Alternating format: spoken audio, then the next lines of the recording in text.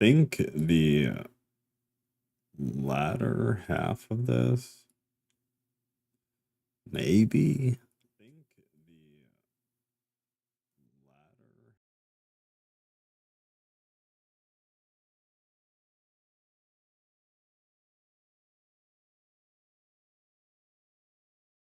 Hopefully that worked. We will see. We will see. It's Cat.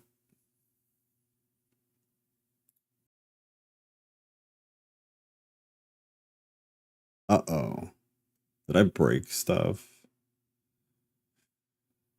I might have broken something. We will see. I guess. David, good evening, family. So thankful for a beautiful, healthy baby and a beautiful, healthy mother. So happy everyone is back. I love each one of you, David. How you been, David? It was weird. This has become such an ingrained part of the week. It was definitely weird. But we've been very distracted. So, had we not had this distraction, I'm sure it would have been much weirder. I lied in Discord on accident. So I guess it's not a lie then. Tampa, you're up. Not the Book of Giants. We finished the Book of Giants. I don't know why I thought we were still reading that. So we decided to go back to the Apocryphon of John. Because we did part 1, part 2, and then I became not able to do Saturday. So we never finished it. So that is the plan. We're going to finish the Apocryphon of John, which is good stuff. Unfortunately, we didn't leave off somewhere that made sense because there is nowhere really that makes sense. A lot of it is just run on. So I pulled us back a little bit. But in the Apocrypha of John? The Apocryphon of John, yeah. It makes a lot of sense. You just get, I'm still going through that one stream that we did on it. There's a lot in there. Right, tons. So we did. I think we did part 1 and part 2. Yeah, part 1 and part 2. So then we're near the end. So I pulled us back to "Woman Comes Into Being," which we read a portion of, but we obviously didn't finish it. So I figured just pull back to something clean rather than starting in the middle of a thought, because there is so much run on with this stuff. Ghost, hello, good sir. I'm sure when we're done and I throw us off of YouTube, Kat will bring baby in for a minute for anybody who has baby fever, and she will say hi, but not on YouTube, because the world is not the world that we grew up in, and that's terrifying. Graves, hello. Okay, so Apocryphon of John, we did part 1 and part 2, and then we read a portion of this already, but we're going to read it again so that we could come back to like a clean starting place, titled "Woman Comes Into Being."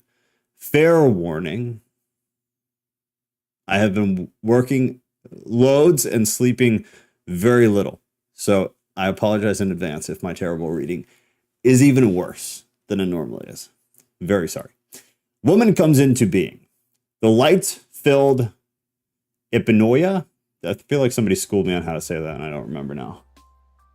Hold on. Okay, sorry. Epinoia, right? Someone can rudely interrupt me if that's wrong. Either way, Epinoia hid deep within Adam. The chief ruler tried to remove her from his ribcage. But Epinoia, that doesn't sound right. I feel like Ghost schooled me on this. Epinoia. Yeah, isn't it Epinoia? Is it? Okay. Well, that's great. I remember. Sure. I remember. Thank you, man. So the chief ruler tried to remove her from his ribcage, but Epinoia cannot be captured. Although the darkness pursued her, it did not catch her. The chief ruler did remove a portion of his power from Adam, power capitalized, to create a person with a woman's form, modeled on the light-filled Epinoia that had been manifested to him. He placed the power removed from the man into the woman. And then we have blue text. So I'm going to need to run back up and see what that means. Either way, the text says it did not happen the way Moses said it did. He took a rib and made the woman. So I would like to revisit the key here. Font color 2. Another for the material I believe to have been added by a Christian editor who sought to present the text as a long dialogue between Jesus and John, son of Zebedee. Font color 2. So the author here believes that to be added by a later Christian editor. Adam saw the woman standing next to him. The light-filled Ipanoia immediately appeared to him. She raised up the veil that dulled his mind. He sobered up from the dark drunkenness, and he recognized his own counterpart. He said, "This is bone from my bones, flesh from my flesh. Because of this, a man will leave his mother and father and be joined to a woman, and those two will become one flesh, for they will send his helper to him." Sophia, our sister, came down descending innocently so as to regain what she had lost. Therefore, she was called Life, the mother of the living, the one from the providence of the authority of heaven. By her assistance, people can achieve perfect knowledge. I appeared as an eagle perched on the tree of knowledge, which is the Ipanoia from the pure providence of light, in order to teach them and raise them up from sleep's depths. For the two of them were fallen and aware of their nakedness. Ipanoia appeared as a being full of light. She enlightened their minds. When Yaldabaoth discovered that they had moved away from him, he cursed this earth. He located the woman as she was preparing herself for her man. He gave the woman over so that the man might be her master, because he did not know the secret of the divine strategy. The man and woman were too terrified to renounce Yaldabaoth, who showed his ignorance to his angels, and he cast both of them out of paradise, dressing them in heavy darkness. Just reminder, I guess, brief, complicated reminder, that the Yaldabaoth character in most scenarios, but not all, because it is complicated, kind of represents what most Christians believe Yahweh to be, like the creator of this and the entity or deity that played out the Old Testament. Not exactly, but in a sense. The chief archon saw the young woman who was standing by Adam. He realized that the light-filled Ipanoia of life was within her. Yaldabaoth became completely ignorant. When the providence of all saw what was going to happen, she sent assistants to remove divine life from Eve. Yaldabaoth R-worded Eve. She bore two sons. Elohim was the name of the first. Yahweh was the name of the second. Elohim has a bear's face. Yahweh has a cat's face. One is righteous, one is not. Yahweh is righteous. Elohim is not. Yahweh would command fire and wind. Elohim would command water and earth. Yaldabaoth deceptively named the two Cain and Abel. Ruth, what is your profile picture from on YouTube? Not that it matters, but I've been meaning to ask, and I never have. I'm curious. I've been studying Eve and Nut, Egyptian goddess, today. This is a weird synchronicity. I'd have to very much refresh myself on that. I like a lot of the Egyptian stuff. It's pretty interesting, especially when you pull it next to a lot of this stuff. Synchronicities have been intense for me lately. It's never not weird. I'd like to hear about some of that, whether it's in Discord or here later. You want me to go now, or I can wait, or? No, yeah, go. No, just like I would just be sitting around the house and pondering things all day long, and in prayer and in meditation, and then I will go online to my regular people, and sometimes stuff that they rarely even talk about, it will pop up in those same streams, and it's weird every time. It gets weirder, I think, the more it happens. Has it been like more than normal? Are you just noticing it more, or what do you think? No, like things I will start thinking about ahead of time and like discussing, and I'll even mention it to people like my family around the house and stuff. And then streams that I regularly watch where that kind of stuff never comes up, they will bring that up. Well, they're open panels normally that I'm watching, so all kinds of stuff comes up. But specifically, what I was asking about and talking about and thinking about is exactly the same thing. Interesting. Do you feel like has that always happened though, or is this something that you feel like is becoming more prevalent for you? And this is one of the superpowers that I got at the beginning, and it just keeps amplifying. Interesting. What do you attribute that to? The amplification process.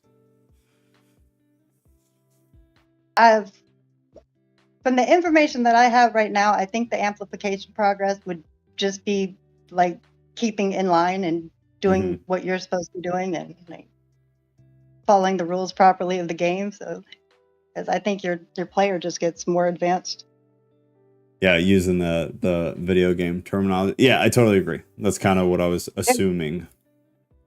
I haven't found anything that doesn't work for the video game theory, so yeah, I'd stick with that one. Yeah, it totally works. And most people understand it, especially younger people.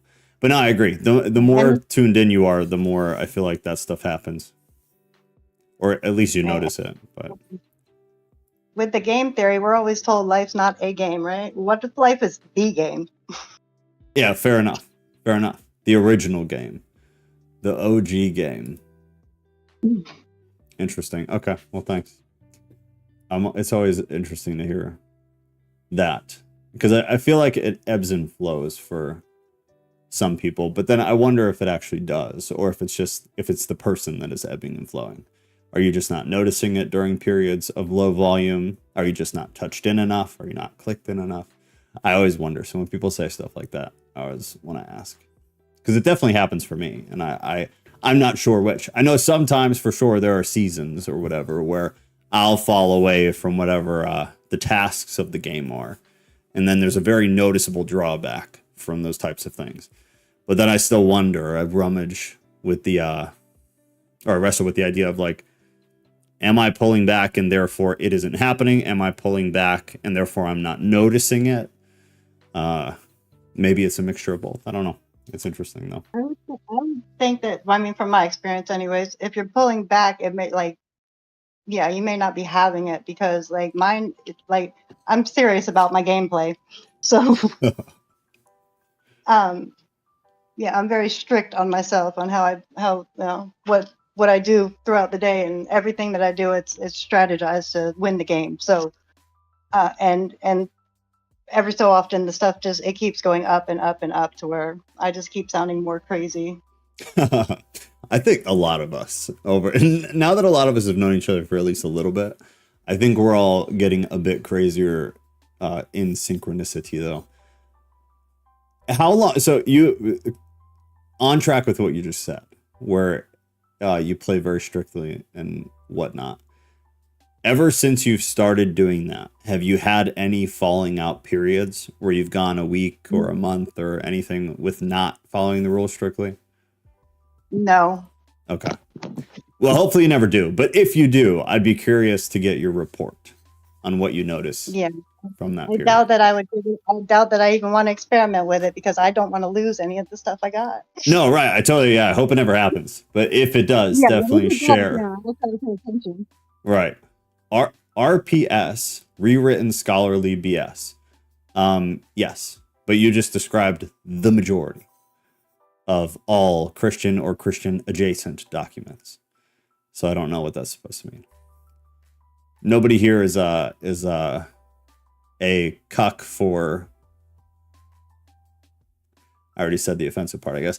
A cuck for any scholarly stuff. Everybody here is pretty much aware of what this is. My friend. What does RPS stand for, though? Because now I'm curious. The Coven. Hi, all. This man's email doesn't work. We've tried repeatedly, but whatever, as long as we can help promote. No, it does. I just don't check it. I don't check the email for this stuff. I'm pretty sure I asked you to DM me on Twitter or X. If I'm wrong about that, I apologize, but I damn well know I don't check the email for this YouTube account. So shame on one of us, or perhaps shame on both of us. Send me a message on Twitter. But to be honest, I haven't been on there in a couple weeks either. We've been super busy. But I'll check Twitter. So if you DM me there, I'm very, very serious. I would love to have a conversation with you. Super interested. Victory in you. Good evening, folks. Glad to catch a live again. It's good to see you. It's been, what, 2.5 weeks for us? Baby stuff. All right. So Yahweh is righteous. Elohim is not. Yahweh would command fire and wind. Elohim would command water and earth. Yaldabaoth deceptively named the two Cain and Abel. From then until now, sexual intercourse has persisted thanks to the chief ruler, who put desire for reproduction into the woman who accompanies Adam. Through intercourse, the ruler caused new human bodies to be produced.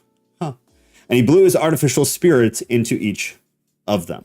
Yaldabaoth installed the two with authority over natural elements, so they can to rule over the tune. And I'm left to wonder whether that's a typo or just didn't translate well. Joe, I answered your question. Did you? Johnny5, my AI personal assistant, made my profile pic for me. But, okay. Follow-up question. Is it based on something? Did you just give it no prompt, like make me a profile picture? Because I would really wonder why it was that. But if you prompted it, now I'd like to know what the prompt was. Because it's gorgeous. It reminds me of like Titanic-esque type art, kind of. It's pretty. That's all. So what did you ask it for? I prompted it. Oh, Nat. Baby stuff indeed. Good to be back, friends. Good to see ya. Yeah. I forgot how exhausting baby stuff is, but how beautiful it is too. Kat is the greatest, most beautiful mother I could ever possibly imagine. It's been the most lovely, wonderful thing ever. As you all know, I've been obsessed with our planet's core for years now. Oh yeah, you have. This past week, I've been thinking more and more about it. I'm seeing a pattern of Adam and Eve in our planet's anatomy. Ugh. I feel like something in that realm came up a few weeks ago. Maybe there's a video or something. I don't know. I'll have to think about it. I mean, is this something you could do a Monday on? You don't have to answer now, but think about it. Because I would love that. And same type deal. If you send me outlines, I'll put a deconstruction together. And I can just pick at it. Because this is so far out of my realm that I would have 1,000 questions. But I'm sure it would be super entertaining and interesting. Root said I have to look back at the instructions I gave it. Yeah, I'd be curious. Not that it matters. I'm just always curious with AI. Because it is so prompt driven. Based on what it produces. It's just really interesting to me. Like what you gave it. The nuances, man. Now, see, now you get... I didn't abandon you. I have not a doubt in my mind that Kat is a natural at motherhood. I wouldn't say that, nah. I think I'm still going to talk trash about you abandoning me. No excuse. 0. It's exhausting. Yeah, I get it. I do. I'm mostly kidding, but I'm not going to stop giving you shit.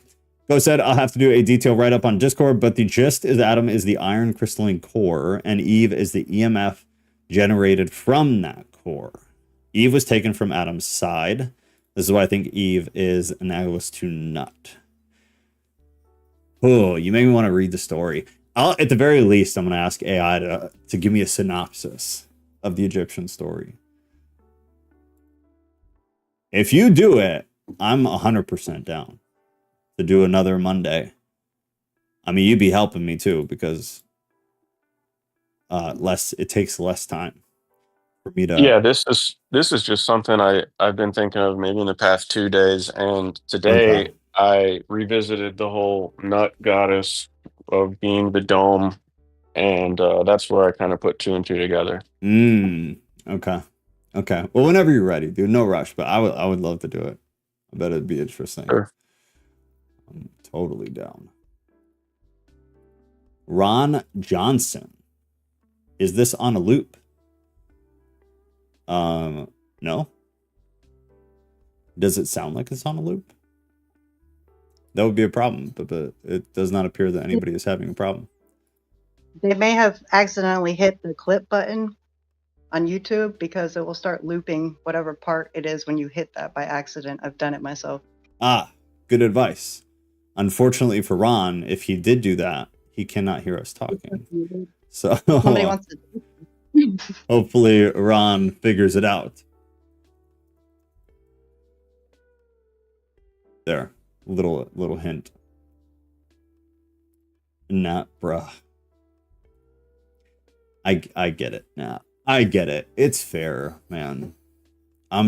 We're all dying around here, loving life but dying.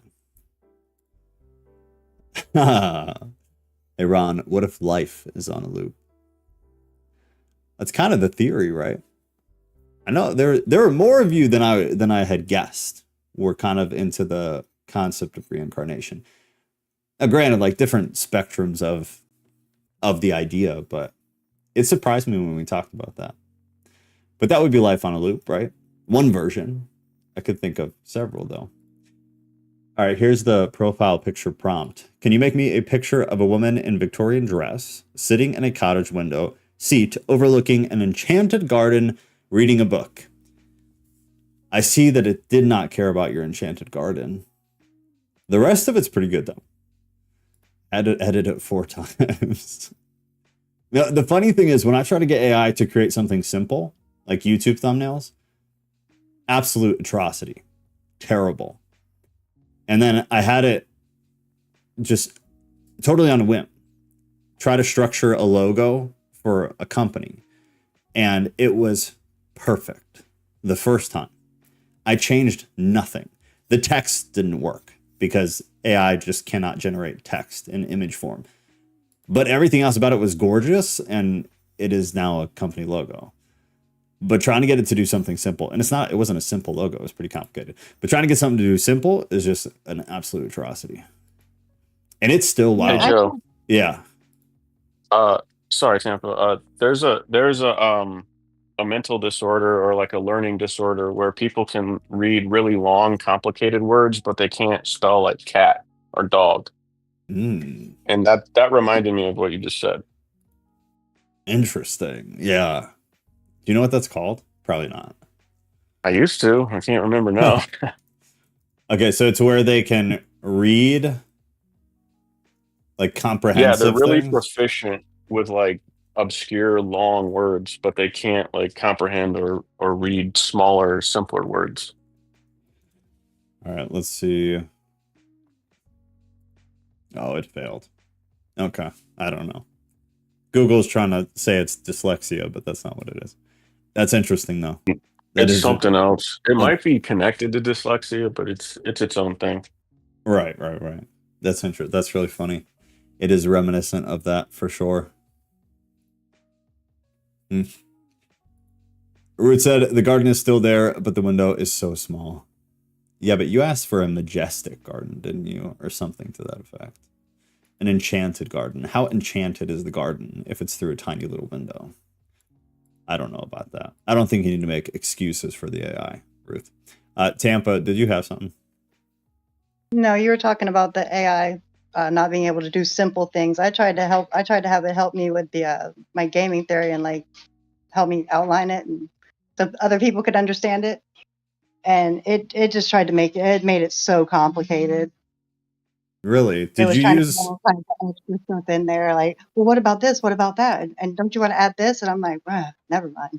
Did you use a specific like preset like profile, or was this a fresh, clean?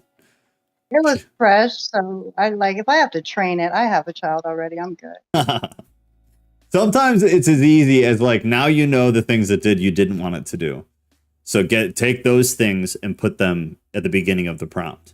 I don't want you to do this. I don't want you to this, yada, yada, yada. And then ask the original question. Sometimes it's that simple and you don't actually have to like train it. There's so much variability just based on that alone. Like I've had it now. I will never hire a lawyer to do anything ever again.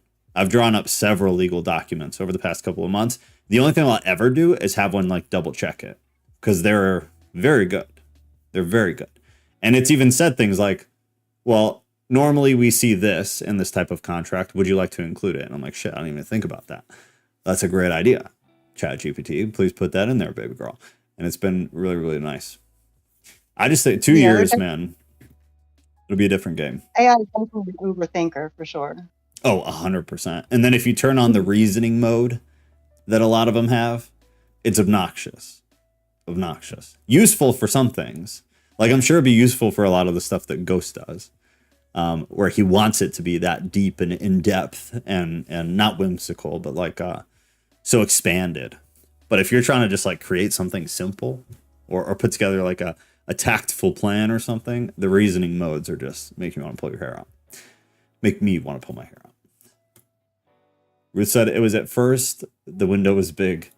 I'll upload the pics to Discord. Okay. Yeah, tag me. I want to see. I'm curious. Coven said a gaming theory. Not sure what that is. We've talked about it before, but you don't love us, so you're not here consistently. So I'm not surprised that you're not in the loop. It's just a way that some of the people here have tried to explain, like, I guess you could just say reality in a very general sense, like humanity, the world, the function of reality, how entities and beings and God are incorporated into it, and how this is all kind of a big game. To say it very crudely and not with justice, that is how I would describe what is being mentioned. But we've definitely had long talks about it, and it's very interesting. The children of Seth populate the world. Obviously, interrupt me anytime y'all want. Adam had intercourse with the image of his foreknowledge, prognosis. He begat a son like the Son of Man, and he called that son Seth, modeling him on the heavenly race in the higher realms.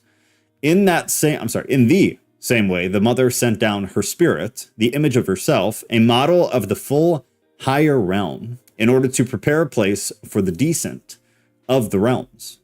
The chief ruler, though, forced the humans to drink from waters of forgetfulness, so that they might not know their true place of origin. The children of Seth remained in this condition for a while, in order that when the Spirit descends from the holy realms, the Spirit can raise up the children and heal them from all defects, and thus restore complete holiness to the fullness of God. Now, we have 6 questions about the soul, and they are in orange. So, refresher here. Font color 4 is orange, and it is used for the included dialogue about the soul. Oh, well, okay then. I don't know why we had to make that a different color. Oh no. There we go. I asked the Savior, Lord, will every soul be saved and enter the pure light? He replied, you are asking an important question. One, it will be impossible to answer for anyone who is not a member of the unmoved race. The unmoved race. They are the people upon whom the Spirit of life will descend, and the power will enable them to be saved and to become perfect and worthy of greatness. They expunge evil from themselves, and they will care nothing for wickedness, wanting only that which is not corrupt. They will achieve freedom from rage, envy, jealousy, desire, or craving. The physical body will negatively affect them. They wear it as they look forward to the time when they will meet up with those who will remove it. Those people deserve indestructible eternal life. They endure everything, bearing up under everything that happens, so that they can deserve the good and inherit life eternal. Then I asked him, Lord, what about the souls who didn't do these things, even though the Spirit of life's power descended on them? He answered, if the Spirit descends to people, they will be transformed and saved. The power descends on everyone, and without it, no one can even stand up. After they are born, if the Spirit of life increases in them, power comes to them, and their souls are strengthened. Nothing then can lead them astray into wickedness. But if the artificial spirit comes into people, it leads them astray. The artificial spirit. Then I said, Lord, when souls come out of the flesh, where do they go? He replied, smiling, if the soul is strong, it has more power than it has. If it is strong, it has more of power than it has of the artificial spirit, and so it flees from wickedness. With the assistance of the incorruptible one, that soul is saved and it attains eternal life. I hope Coven saw that. Yeah, they did okay. I'm glad Ghost got on that. Because that's a fair point. Ghost said, I think it's important to distinguish gaming theory with game theory. There is some overlap, though. You can think of game theory as the rule set to gaming theory. The names are confusing. Yeah, good call. Good call. Much more clear. Thank you for remembering us. Coven said, we are different than you in many ways. But thank you. We are obviously not disruptive or argumentative. I don't know why you always say that. Nobody here thinks that of you collectively. We just don't. Tampa said, I just learned that there was a game theory and have not looked into it. I've been building my theory for like 8 years using experiences. Yeah, you ought to look at that. It's been around for a long, but it's one of those things that like the sheer volume of like interpretations, I feel like is vast. I've seen it and heard it explained many, many, many different ways, for sure. Compare yours. See what you think. Then I asked, Then I asked, Lord, what of the souls of the people who do not know? I hate how they're writing. This orange section is going to drive me insane. I then asked him, Lord, what of the souls of the people who do not know whose people they are? Where do they go? He responded, in those people, the artificial spirit has grown strong and they have gone astray. Their souls are burdened, drawn to wickedness, and cast into forgetfulness. When they come forth from the body, such a soul is given over to the powers created by the rulers, bound in chains and cast into prison. Again, around and around it goes until it manages to become free from forgetfulness through knowledge. And so, eventually, it becomes perfect and is saved. Then I asked the Lord, how does the soul shrink down so as to be able to enter its mother or a man? He was happy that I asked this and said, you are truly blessed because you have understood. The soul should be guided by another, within whom is the spirit of life. It will be saved by that means, and accordingly, will not have to enter a body again. And I said, Lord, what happens to the souls of people who achieve true knowledge, but who turned away from it? He said to me, demons of poverty will take them to a place where there is no possibility of repentance. No possibility of repentance. There, they will stay until the time when those who blasphemed against the Spirit will be tortured and subjected to punishment forever. Very Christian-esque. I asked, Lord, where did the artificial spirit come from? And he told me nothing. He told me nothing. It either cuts off there. I don't remember. Was this missing text? Is it going into the three plots against humanity as being the answer? That's what I'm assuming, because it would be the first time ever that I've seen where they just cut off and don't have some kind of indication that the text is missing. So yeah, I assume this is the answer. So where did the artificial spirit come from? And then I'm thinking it takes us into the three plots against humanity. Let's see. The Mother Father is merciful, a Holy Spirit sympathizing with us through the epinoia of the providence of the light. It raises up the children of the perfect race, raising up their thought, their light eternal.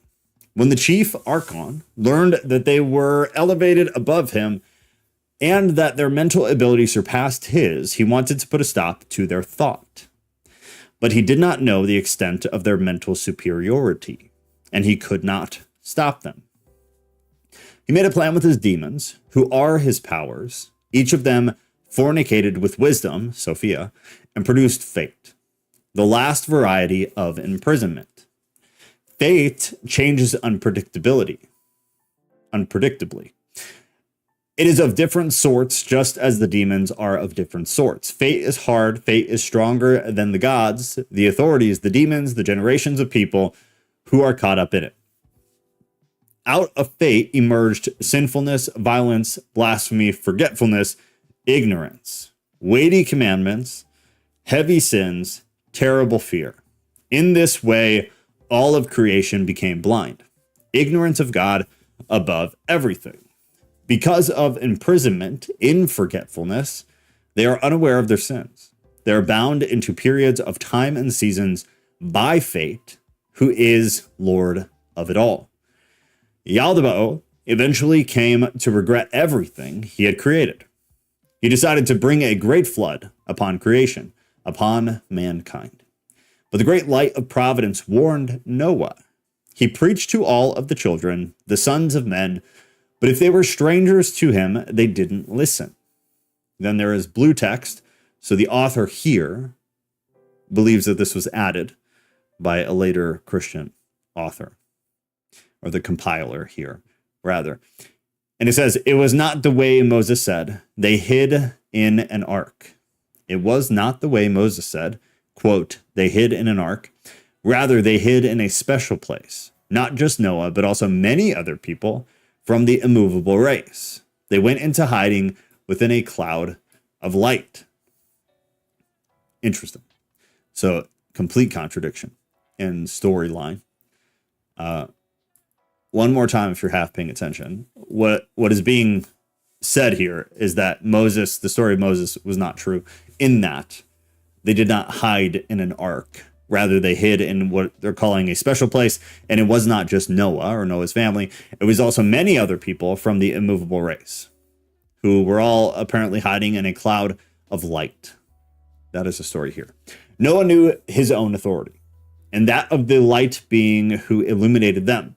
Although the chief ruler poured darkness over all the world, the chief ruler and his powers plotted a strategy to send his demons to human daughters and make themselves children by them to enjoy. But they failed. After their failure, they made another plan. They created an artificial spirit. Here's the answer to the question. Modeled on the spirit who descended. So, to impregnate souls by means of this spirit, the demons changed appearance to look like the women's husbands. They filled the women with that spirit of darkness and wickedness. Good Lord. They brought into being gold and silver, money and coins, iron and other materials, and all things of this sort. And the people who were attracted were led astray into troubles, and were greatly misled, and grew old, experiencing no pleasure, and died finding no truth, never knowing the true God. This is the way that they enslaved all of creation, from the foundation of the world until now. They took some women and produced children out of darkness, and they closed their hearts, and they hardened themselves in the hardness of their artificial spirit until the present day. And then it moves right in like nothing happened to the providence of him, which is pink. And so pink was finally a font color pink designates the three-part hymn spoken by God's providence. But I don't know why you felt the need to clarify certain sections.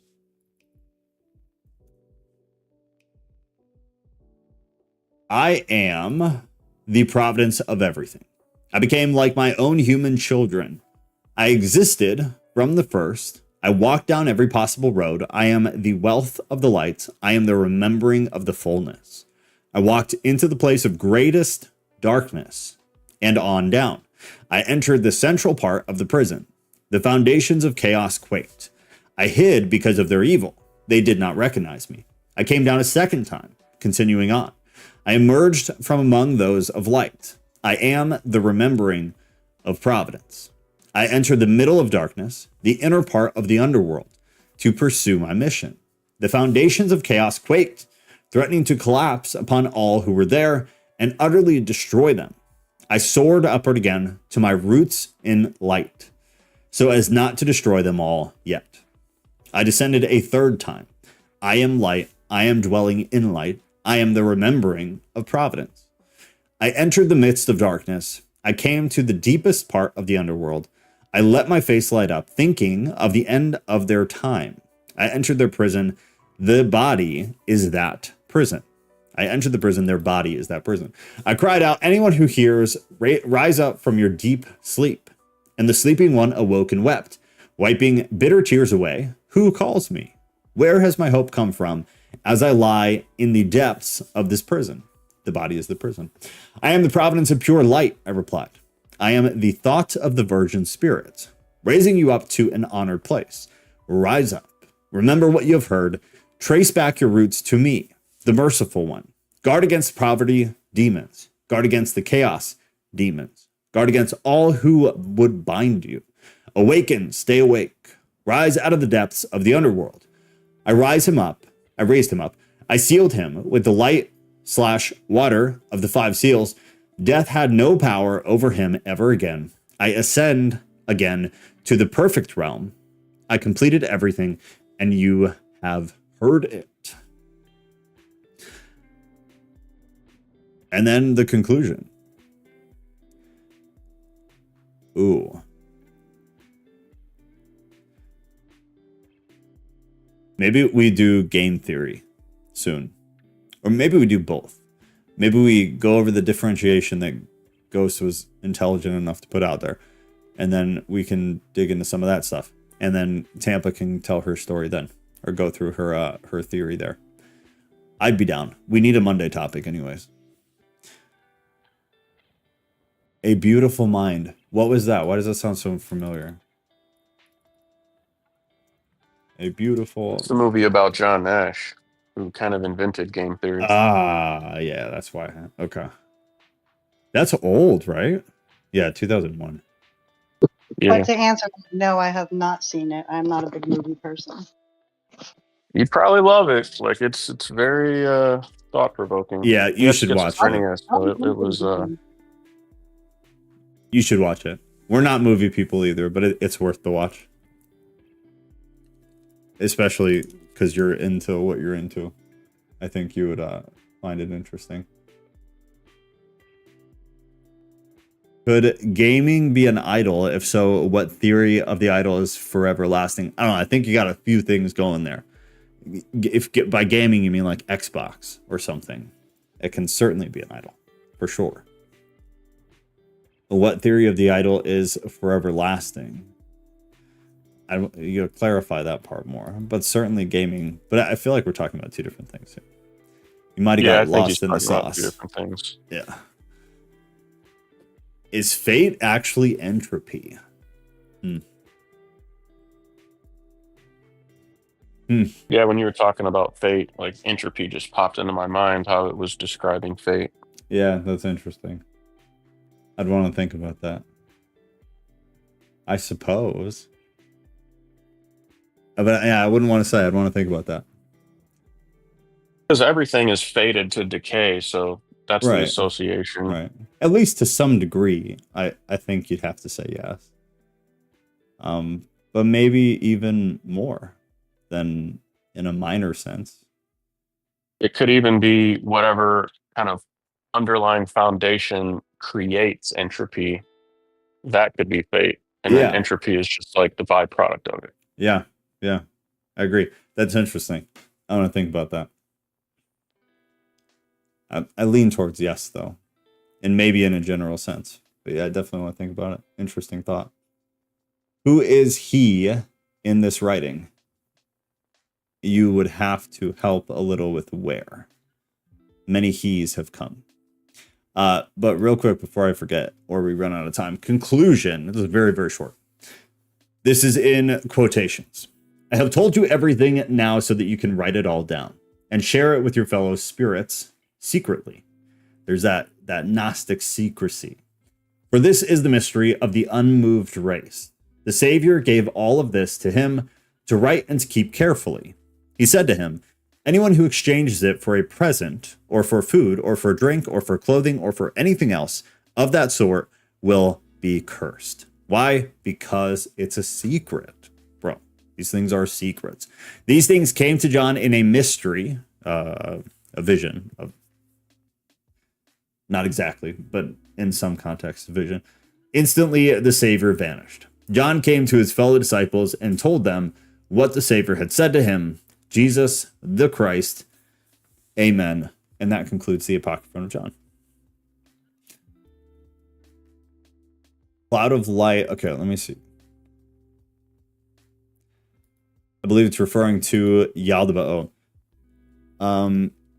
Yeah, I'm not sure which part he's talking about. I think Ron was talking about the part where it's mentioning the plot, like the 3 plots against humanity. Well, okay, then yeah. Yeah. Agree. I agree with Ghost Ron. Then shoot, you had something else. Cloud of light might actually be talking about high into the atmosphere, kind of like where satellites are. Okay, and that was in relation to Moses. Okay, the cloud of light was when we learned from this perspective, the ark was a lie. Rather, Moses, and not just his family, but a bunch of other people, were hiding in the cloud of light. And so Ghost saying might be talking about high into the atmosphere, kind of like where satellites are. That's interesting. That wouldn't surprise me. I wonder if there's anything else in this, if you were to like really pick it apart, that would... I think there is. I want to read it independently. Yeah, because there's a lot that I just like, I'll think of something and then you move on to the next point and I can't get it out. So I'm going to study it close. Yeah, dude, if you find anything, I'd be interested. I've read a lot, but never like, not in at least 10 years have I read something like the way that you are. It's been a very long time. So I'm sure you will uncover all kinds of cool stuff. But that's an interesting thought. It's another, I never would have have had that perspective of possibly talking about high into the atmosphere. But I could see it. Yeah. Yeah, I think cloud of light could potentially be either talking about the magnetic field or just high up into the atmosphere. Like if they're in a boat or a ship, you could see it like that. Yeah, it's kind of sci-fi, but like we don't really know what was going on before the flood, so. No, right, yeah, totally different world. I don't think it's that far-fetched. Interesting. I mean, everything we take for granted now would be mythologized if it were taken away from humanity. In 100 years, people wouldn't believe computers existed. Oh, dude, 1,000 times over. I think about that every once in a while.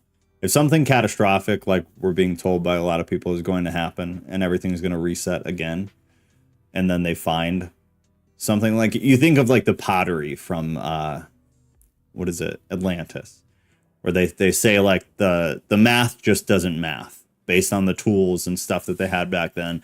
Everything was too perfect. They had to have some kind of technology.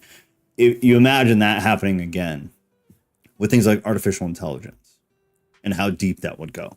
Not only did we have lights, which would probably be shocking in and of itself, but if they could come to realize just the depths that we had gone from just an electrical perspective, it'd be mind-blowing. And people would think you're crazy if you couldn't prove that.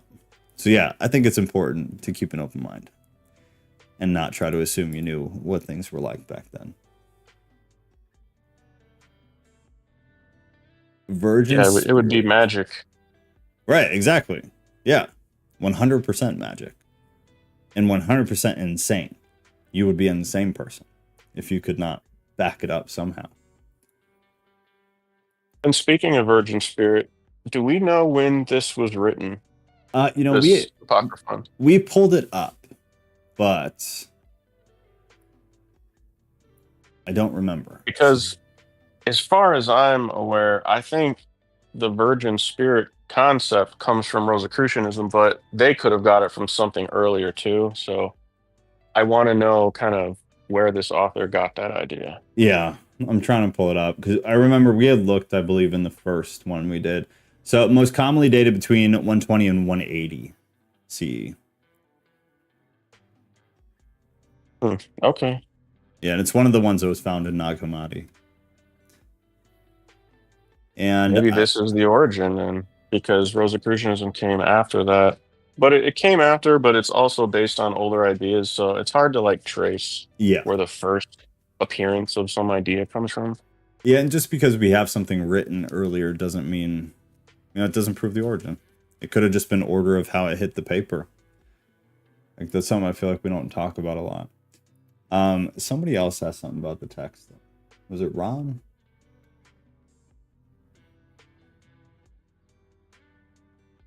Maybe not. Oh, yeah, Ron. Ron said, is this reading translated from ancient Greek? So there are 4 known manuscripts of this text, 3 of which were found in Nag Hammadi, which would be in 1945. And then 1 was in the Berlin Codice, or Codex, discovered in 1896. So that alone tells you they were Coptic, which is a super fun mix of Greek and Egyptian, essentially. It was very complicated. And the majority of scholarship, from what I understand, being an idiot, the majority of scholarship is not proficient in it, which is a part of why these texts are so problematic. Coptic, anything that came from a Coptic origin, which was much of the Nag Hammadi library from 45, very difficult for scholarship to translate well, which is why we have kind of these half-ass translations. And like, thank you to these guys for doing it, but it's nothing even remotely similar to the accuracy or confidence you can have in the things in Greek and Hebrew. Very different game. Saturn, can a god be an idol in our modern context? I guess it would depend on where you're going with that. Yes and no. To be an a-hole. Yes and no. Honeymoon. I think idols are man-made. So you could say misunderstandings about God can be idols, but like God, like the transcendent objective God, no, that can't be an idol. Yeah, I mean, I'd agree with that. Yeah. Wasn't it say not to worship false idols? Yeah, well, this is confusing like everything else. So based on like Ghost's definition there, I would agree with him. But if you're going based on like the extreme admiration or love, reverence, obsession, then I think you could say yes, which is why I kind of smirked, but it wouldn't be a negative thing. God could certainly be an idol using that definition. But using Ghost's definition, I'd agree with that too. Then the answer would be no, to me. That's the problem with words, man. Yeah, I guess there's some nuance in there, right? For sure. It's just a definition thing. I think if you take it or if you take it biblically, like what was the biblical idol? I think you're right. I think you would have the fairest answer. Because that's what the biblical context of idol was, in my opinion. Yeah, I tend to not care too much about what people's ideas are about things, but I just try to go to the biblical kind of original idea of the thing and then compare it to whatever I know now. Right, and that's a good example. Idol is a good example where biblically it had exactly what you said as a definition. And then over time, because of its original definition and context, we began to apply it to other things. And then it had an alternative definition of extreme admiration, love, reverence of something or someone. And it gained this other definition based or rooted in the original biblical definition. It's a good example of that because you see that with all kinds of stuff. Shalom, shalom, my beloved brethren. Good to see you, man. We said, can we do... Oh, we can do that. Jesus. Every once in a while, YouTube just slams 20 chat things. And I think I'm doing okay, and I'm not. So I'm sorry. Unfortunately, Gnostics never considered the only thing that mattered. Humility.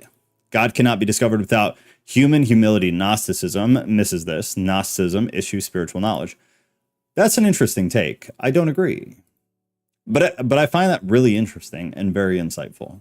Truly, I'm not being sarcastic. That's something I would be super interested in talking about. Because I do not see it that way at all. But I get what you're saying, because from like a bird's eye view of Gnosticism, I think I would probably agree with you, because it seems to be that way based on like if you learn about Gnosticism. But in my opinion, when you actually get into the texts, I don't see it that way, because it doesn't come across that way. I think that's a part of kind of like the psyop around Gnosticism, where it was painted to be this thing that it just wasn't. It just wasn't. That's just what we started describing it as. They give it a story, but it's like, because people tell me I'm Gnostic all the time, and I'm just looking for like information. I'm looking for knowledge is all. And it's not like I'm still following the teachings of Jesus and all that I'm supposed to be doing, but being that I'm searching for knowledge, because I think that humility is what all of the main religions, like all the religions, have missed. Because to say that my religion is the right religion, that kind of like cancels it out right there, doesn't it? So good. Preach, sister. Yeah, 100%. I think a good like parallel would be if somebody started writing a book or explanation of what our little group does, and started saying that we were trying to pull people away from organized religion, or to pull them away from Christianity and to take them into some subsect of Christianity, when that's just not true. We're all just very open-minded and like want to learn about all kinds of different things and propose different things. I've never seen anybody ever try to sway anyone ever here on like a certain theological or even like a historical point. It's just it's a culmination of opinions and like ideas and stuff. But I kind of see it like that, where if somebody were to write about what we do here, I don't think it would be written about in a fair light. I think it would be seen as something rather bad from like a Christian perspective. So I see that as the same thing. I think Gnosticism, they have a specific way that they're described, but I think if you actually read what they believed, it doesn't appear that that's 100% true. But that's just my opinion. I could totally be wrong. Maybe I'm a little bit captured by the Gnosticism. Who knows, man? I got a bias, for sure. Coven, have a lovely night, my friends, plural. David said, I had to reset the like alarm clock. Good God. Keeps going off. David, you're lovely. Yeah, do YouTube stuff. Thanks, David. Saturn isn't the idea that they all go back to Egypt. That's the claim, at least a lot of times. That they all... What is all? But like stories, yes, for sure. Go said, yeah, Saturn, a lot can be traced to Egypt. Yeah. I mean, more than the hardcore Christians want to admit. Yes. For sure. Including some of the rather important things. Important if you're a traditional Christian. Not important in actuality, in my opinion. Saturn said, I mean, a lot of people are more into the concept of God rather than an actual encounter or experience with God. I agree with that. I agree with that. I struggle with that sometimes too, though, to be completely honest. I have a very academic view of God, and I think that is something that does not serve me in many ways. I agree, but then why are you studying it? Because we read everything, Ron Johnson. We read all kinds of stuff, friend. Wise as a serpent. What's that? The Bible says to be wise as a serpent. Yeah. Reading it doesn't mean you're co-signing for it. I think it's even in the description of the video, actually, because we were questioned once. I'm pretty sure it's in there. So maybe read that. We're not co-signing it. We're not co-signing for it by reading it. We read it because we want to, my friend. We'll read some demonology stuff here eventually. We'll read some satanic stuff eventually, because it pays to know what people believe. I haven't been keeping up with Egypt lately, despite there being a mass discovery in regards to what is or isn't below the Great Pyramids. That's right. I forgot about that. Relating to the Coptic stuff. Oh, because it's all we have. If I understand your question, why are we studying it in relation to the Coptic stuff? Because it is all we have in terms of these texts. We don't have anything else. So if you want to read this side of the history, You have the Coptic or you have nothing. It's all that survived, which is not shocking when you learn a little bit about the history there and why those were probably destroyed. Go said we need both knowledge and experience. Either are dead without the other to sustain it. So true. I mean, there are still Gnostic groups for sure. For sure. In fact, it's kind of coming back a little bit from what I can see. I've had my toes in the water for about 13, 15 years, something like that. And I'm definitely seeing more volume in Gnostic stuff. Granted, still stupid small in comparison. Like even when you get in the heavier side of Gnostic YouTube and Gnostic like forums on the internet, it's still, you're talking videos with 100 views, 200 views with scholars talking. So it's still a very different world. But you know, it's more than 12 views. Now you got a couple hundred on there, a couple thousand on there. People tend to label things they don't understand so they can have an easier time avoiding it. It's all based in boogeymanism. Yeah, also very, very, very true.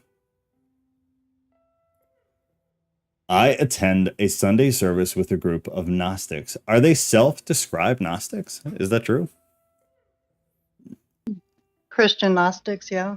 Really? Is it like a small group or is this an actual like physical church? No, it's a stream. We're all over the place with it. Oh, okay. Okay. Interesting. Very interesting. So do you adhere to Gnosticism in general, or you just kind of have bits and pieces that you jive with? I test it to the spirit and I keep that which is good. So all of it. Interesting. Are they hardcore? Like, are they strict Gnostics? They follow the Bible too. It's just like I said, the whole looking for the knowledge stuff. Okay. Okay. You know, learning more and getting deeper into the meanings of things, because the Bible's got like layers of meaning in like the same text. Like it'll have many different meanings. Like the meaning gets deeper the more you learn, it seems like, or the more I learn, excuse me. Let me just speak for me. But like it will start off with one meaning and then it'll build on that. Yeah, I totally agree. I also am self-aware enough to understand how horrifically dangerous that is, that belief. Like that's gonna, I foresee this, so I'll call it right now. Within the next 20 years at least, organized Christianity is going to completely explode. Like negatively. It will disintegrate into nothing. And we're going to have just hundreds of thousands of fringe groups like what we're doing here and what Tampa does with, you know, it sounds like a couple of other groups of people. That will be all that there is. And what's, as much as I love that, it's also kind of terrifying because of what Tampa just said, even though I agree with that. And I think that's totally true. I think it's totally true that there are layers. Like the Bible is like tiramisu. It's layered up. It is an onion in terms of meaning. But how horrific is it to think that somebody with bad intentions or somebody who's just an idiot or good intentioned, not an idiot, but wrong, is teaching people something that is just not true. Because once you get through so many layers, like you can kind of make anything make sense. You can make anything sound good. That horrifies me a little bit because I see Christianity splintering pretty heavily. You have like Catholicism booming, Orthodoxy booming. Everybody became very disgusted with the non-denominational and many of the other smaller denominations, Presbyterian, Methodist, totally just dying. Too organized, booming. And then I see all this splintering of everybody else. And I just wonder what it's going to look like in 20 years, 30 years. It'll be really interesting. I'd like to say something about that. Yeah, please. I think one of the biggest problems, you can take someone like Billy Carson, for example, but just anyone like that, where they'll say, this symbol means this, but then they won't show their work and they won't explain why it means that. And then their followers will just be like, oh, okay, I guess it means that now. And they'll always see things through that lens. without ever understanding why the symbol means what the guy said it meant. Right. And I think that's the pivot point that creates like cults and weird beliefs and stuff like that. Oh, 1,000%. Yeah. And that's what I'm concerned about, because I already kind of see that happening. And with the age of the internet, I don't see how it doesn't I don't see how it doesn't multiply like to an insane degree so fast. So fast. I mean, as an example, what we were reading, or it says like Elohim looks like a something or other, and Yahweh looks like a cat. And then they just move on as if that's, oh, okay, you know? Right. Yeah, they don't keep seeking. They don't keep seeking knowledge. They just go, okay, that's it. And yeah, so they're not going to find anymore because they gave up pretty much. They accepted willingly ignorant. They accepted the claim, and that's just what they're going to go on. And since they just agreed that was it, they're not going to be able to find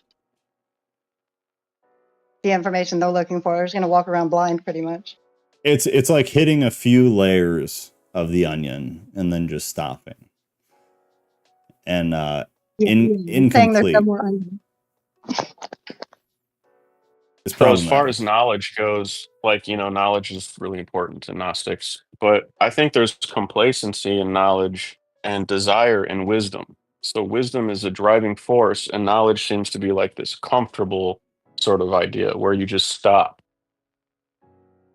And I think you need both. Yeah, one is moving, one is standing still. It's too heavy-handed. It's too heavy-handed. Like, I don't know what I'm trying to explain it in a different way, but I'll have to think about it some more. But knowledge seems to be a stagnant force, and wisdom seems to be a moving force. Yeah, I get what you mean, and I think that's absolutely true. I think it's absolutely true. And I think if you think about application of it, that's definitely true. You see that in people. Right, because isn't that what wisdom is? It's just the application of your knowledge. Yeah, so it's moving. Yeah. It's ever moving.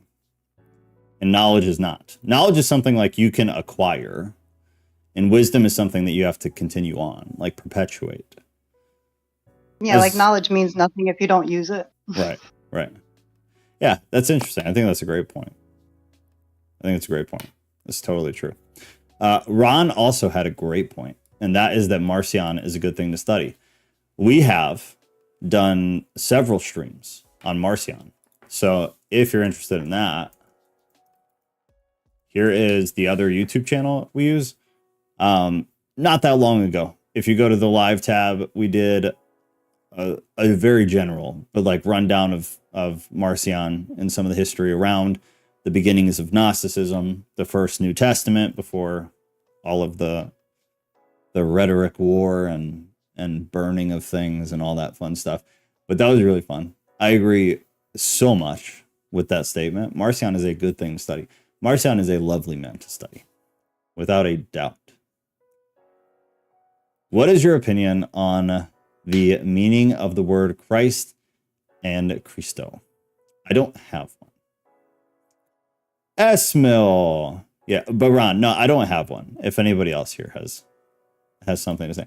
I find it meaningless and kind of like a drama thing from history, but not for me. Esmil, it's good to see you. It's good. I mean, it would be Messiah, but then that's just passing the buck on what does Messiah mean. I mean, it's verbal and linguistic hot potato, and it doesn't usually interest me very much personally. Chosen one, selected one. Right. Because that's what anointed means. So like there's some kind of I don't know. I'd have to think about it some more. Well, there you go. You might get something out of Ghost. Ron, I don't know if you're in Discord. If you're not, though, there's a link at the top of the chat. I guess this is... What time is it? Yeah, I got to start getting ready to go. Faith without works is dead. That's true. David, coming in with the hot ending. Faith without works is dead. I assume in reference to wisdom and knowledge, which I think is that's a great point too. That's a great point too. That's a good relation too. Anybody who's watching this later, or Ron, and I think Saturn was somebody else if they're still around. We have a Discord. Obviously, it's up on the screen. It is free. It will always be free. It's what we're doing right now in written form. We're doing 2 of these a week right now. We were doing 4 for a long time. I have stuff going on. We just had a baby. But we should be back to 2 a week every Monday night on a different YouTube channel at Tattooed Theist. There's a link on the Discord, and then I put it in the chat there a minute ago. And then every Thursday night is here. Here, we're going to run a poll because we just finished this text. So we'll figure out what we're going to read next. And then Monday, we might do game theory. I'll think about it. If anybody has something specifically you want to do, then let me know, and we'll put it on for Monday. Beyond that, I love y'all. I'm going to shut off YouTube, and then Kat and I are just going to hang out in here for a little bit with baby. So if anybody wants baby, just hang around. If not, baby will be around. So no sweat. Esmail said Christ equals Messiah equals anointed. They anointed the king and the priest with oil in ancient Israel. Let's go a little breakdown. I think there's more though, right? But to me, it just becomes this whole thing that I just don't care about personally. And it's not that it doesn't matter. It just doesn't interest me. But it's probably important. I'm glad other people do it. All right, YouTube, I'm shutting off. Love you, love you.